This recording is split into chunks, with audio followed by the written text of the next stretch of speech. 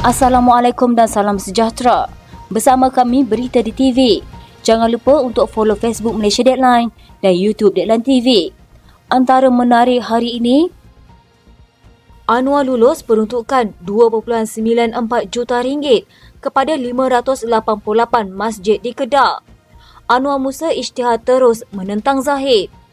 Pakatan Harapan Barisan Nasional masih terlagak soal kerusi pilihan raya negeri. Pertembungan Hamzah Muhyiddin semakin memuncak. Menteri Komunikasi dan Digital Fahmi Fadzil berkata, pertukaran budaya adalah medium penting bagi memperkukuh hubungan antara Malaysia dan Indonesia.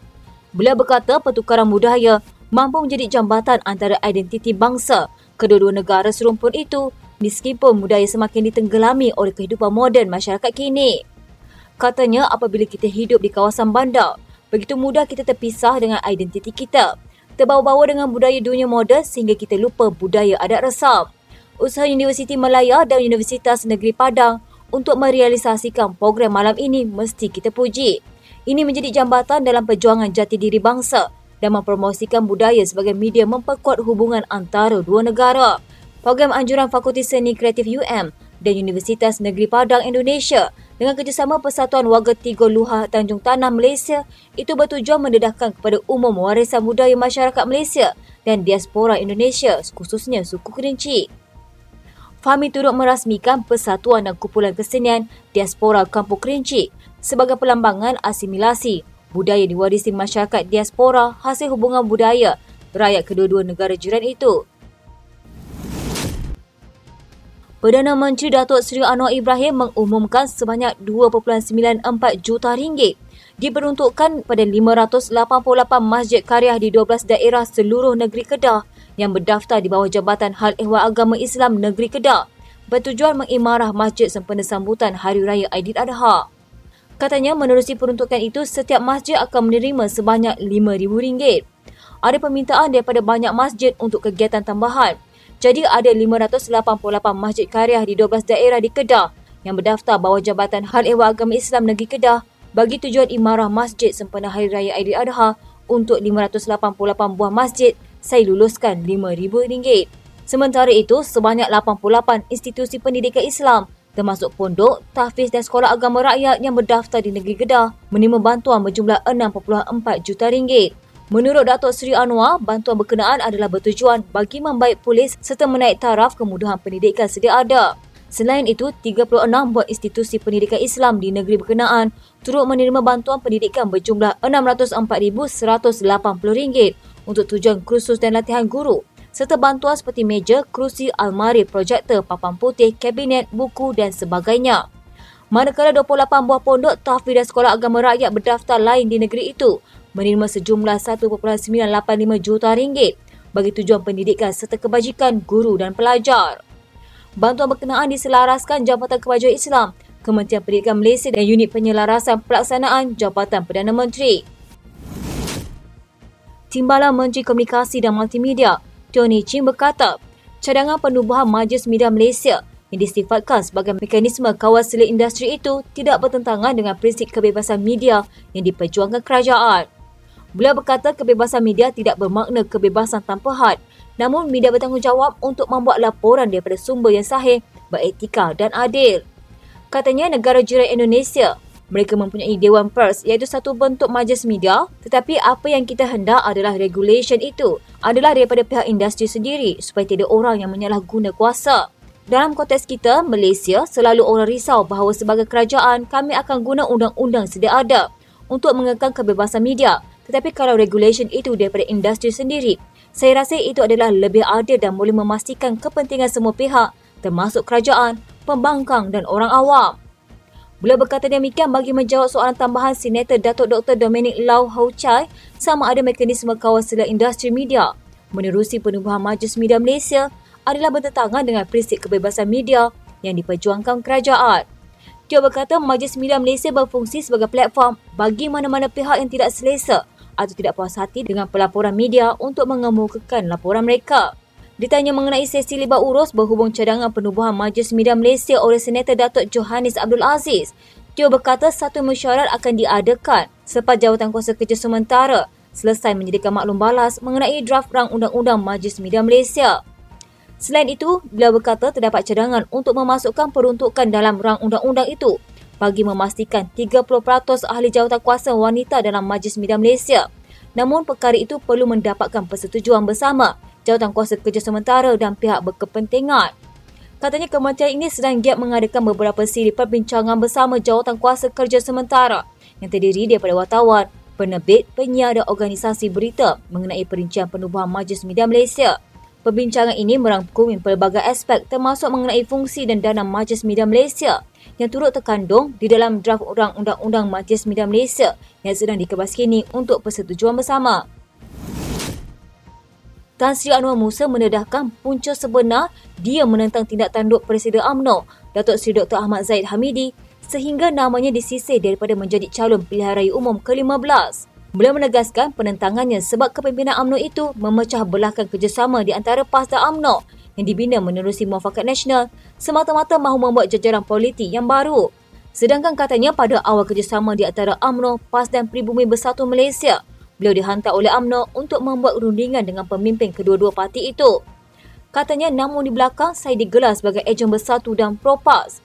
Sebaliknya saya dihantar oleh Presiden UMNO untuk membuat rundingan. Menteri UMNO yang berjasa memberi kemudahan kepada rakan-rakan dalam UMNO termasuk saya dipotong. Pada saya ini untuk kepentingan peribadi. Saya mengaku saya menentang. Mengulas lanjut, Anwar yang juga bekas ahli Parlimen Kriteria berkata, beliau kini berasa tenang menjadi ahli biasa PAS dan tiada jawatan dalam parti serta kerajaan. Katanya selama 50 tahun saya adalah orang kerajaan dan sertai 4 kementerian dengan 5 Perdana Menteri. Saya berfikir panjang nak duduk sebelah lawan kerajaan. Saya sudah ada pertubuhan bukan kerajaan, MN, namun perlu juga platform politik yang selari dengan pemikiran. Parti yang istiqamah bela Islam dan parti yang jujur membela agama serta ikhlas dengan orang Melayu dan parti yang ada rekod bersih. Maka saya tidak teragak-agak dan reda untuk jadi ahli PAS. Sementara itu, Anwar berkata Kelantan tidak sempat menikmati pelbagai perubahan dirancangkan ketika pemimpin PAS berada dalam pentadbiran kerajaan pusat susulan pembubaran parlimen untuk PRU15. Katanya PAS sudah lama bertempur dalam politik. Namun selama ini tidak pernah berpeluang untuk memegang puncuk kuasa dalam kerajaan pusat sehinggalah mendapat peluang berbuat demikian bersama UMNO dan Bersatu. Katanya ketika itu antara 7 hingga 8 menteri dan timbalan menteri dari Kelantan yang dilantik. Barulah menteri boleh duduk sekali dengan menteri besar dan itulah masanya kita nak bina Kelantan. Tuan Ibrahim, bekas Menteri Alam Sekitar dan Air, Jaga Air dan Saliran. Soal air dan saliran Kelantan kita susun kerana hendak bela nasib rakyat. Saya sebagai Menteri Komunikasi bawa terus rancangan nak buat 4G dan 5G di Kelantan.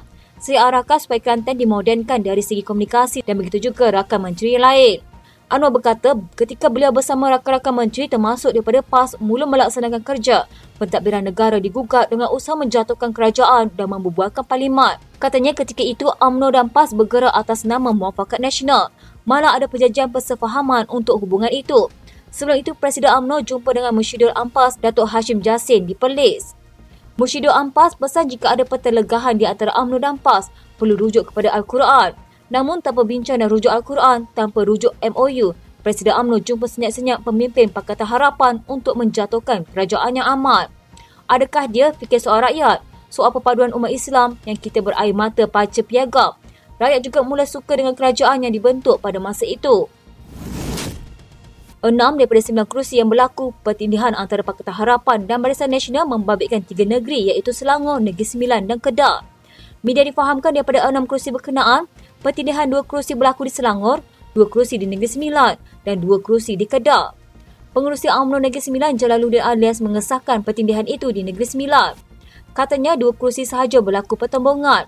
Kita serah kepada Majlis Presiden untuk memutuskannya. Sebelum ini, Menteri Besar Selangor Amiruddin Syahri berkata isu pertindihan kerusi antara PH dan BN di beberapa negeri termasuk Selangor bagi pilihan raya negeri yang tidak dapat diputuskan di peringkat negeri akan diselesaikan oleh kepimpinan tertinggi kedua-dua gabungan. Selain Selangor, Amiruddin berkata terdapat sebilangan kecil kerusi di Negeri Sembilan, Pulau Pinang dan Terengganu yang perlu dimuktamadkan di peringkat kepimpinan tertinggi. Dalam pada itu, sumber UMNO Kedah memaklumkan terdapat 2 pertindihan kerusi di negeri itu antara PH dan BN yang kini dalam rundingan. Katanya di Kedah hanya 2 kerusi yang masih gagal diselesaikan. Kita serahkan kepada pucuk pimpinan parti untuk menyelesaikan isu berkenaan. Pengerusi UMNO Kelantan Ahmad Jazal Yaakob pula memaklumkan proses agihan kerusi antara PH dan BN di negeri itu berjalan lancar dan tiada pertindihan berlaku. Bagaimanapun nada berbeza di Terengganu apabila Pengerusi UMNO Negeri Ahmad Said memberi bayangan wujud pertubungan dengan PKR dalam soal agihan kerusi. Ahmad dilapor menggesa PKR mengukur kekuatan mereka di Terengganu sebelum meminta untuk bertanding di lebih banyak kerusi. Bekas Menteri Besar Terengganu itu berkata pertubungan di negeri berkenaan lebih tertumpu kepada BN dan PAS. Pada PRU14, PKR dan Amanah masing-masing bertanding di 11 zon di Terengganu. Mereka bersatu yang ketika itu masih merupakan komponen dalam PH bertanding 10 kerusi. Namun kesemua calon PH ditewaskan sama ada oleh PAS atau BN. Kabar angin semakin bertiup kencang bahawa Presiden Bersatu Muhyiddin Yassin dan Setiausaha Agung Hamzah Zainuddin berselisih pendapat mengenai hala 7 parti. Spekulasi hangat itu tercetus susulan laporan baru-baru ini yang mencadangkan bahawa Perikatan Nasional akan menggantikan Hamzah dengan individu lain sebagai ketua pembangkang di Parlimen. Seorang pemimpin Bersatu yang enggan namanya disiarkan berkata, Muhyiddin dan Hamzah berselisih pendapat berhubung hal-hal berkaitan bagaimana PN dan Bersatu sepatutnya beroperasi. Hal tersebut termasuk naratif yang patut diterima pakat apabila menentang kerajaan dan kerusi mana yang akan ditandingi pada PRN akan datang. Katanya pada peringkat kepimpinan dan akar umbi, Ikatan PAS dan Bersatu kukuh. Tetapi ada yang tidak selesa dengan pendekatan gelombang hijau. Di sinilah Muhyiddin dan Hamzah berselisih pendapat. Sumber itu berkata kebanyakan pemimpin parti bersetuju bahawa Bersatu perlu memperkukuh jentera partinya kerana ia sedang diatasi oleh parti Islam itu. Bersatu bagaimanapun tidak boleh menyalahkan PAS kerana parti Islam itu menguruskan dirinya dengan baik. Katanya kami Bersatu juga tidak boleh dipersalahkan kerana parti ini baru berusia 7 tahun sedangkan PAS sudah lebih 60 tahun. Sumber itu berkata perlembagaan parti memperuntukkan bahawa mereka yang ingin bertanding jawatan Presiden Parti, Timbalan Presiden atau Naib Presiden mesti menganggotai MPT sekurang-kurangnya 2 penggal penuh. Katanya, jadi tidak timbul isu siapa antara Hamzah atau Azmin harus memimpin kerana ini memerlukan perlembagaan parti dipindah. Sementara itu, satu lagi sumber Bersatu mendakwa perselisihan antara Muhyiddin dan Hamzah berpunca daripada peranan Azmin dalam parti.